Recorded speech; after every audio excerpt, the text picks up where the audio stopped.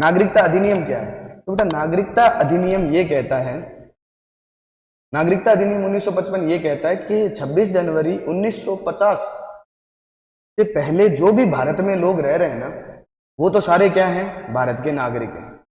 उसके बाद अगर कोई भी भारत में आता है तो वो विशिष्ट शर्तों के तहत भारत का क्या होगा? नागरिक होंगे, है ना। उनको कुछ टर्म्स एंड कंडीशंस जो होंगे वो रूल्स एंड रेगुलेशंस फॉलो करने पड़ेंगे, उसके बाद वो क्या बन सकते हैं? भारत के नागरिक बन सकते हैं।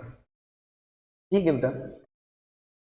अब क्या होता है कि आपको पता है बांग्लादेश में, इधर बांग्लादेश के लोगों के साथ आपको पता है बहुत सारे वहां की जो पूर्वी पाकिस्तान और पश्चिमी पाकिस्तान बन गए थे, पहले बांग्लादेश था नहीं। तो बांग्लादेश इधर वाले जो पश्चिमी पाकिस्तान वाले थे वो पूर्वी पाकिस्तान पर बहुत ज्यादा जुल्म कर रहे थे, परेशान कर रहे थे। तो हमने अपने आर्मीज को कहा कि भाई ये अगर बंगाली लोग इधर आना चाहते हैं तो इनको आने दो।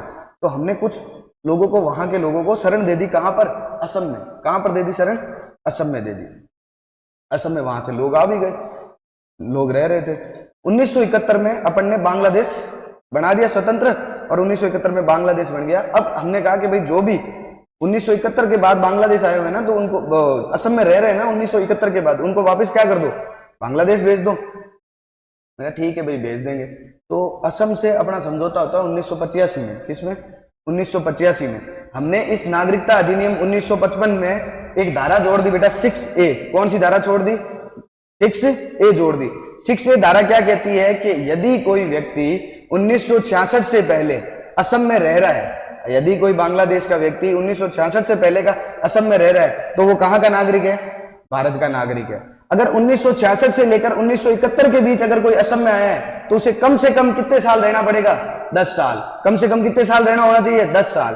अगर 1971 के बाद कोई भी बांग्लादेश का निवासी असम में रहने आया है तो वो भारत का नागरिक नहीं माना जाएगा। क्या नहीं माना जाएगा?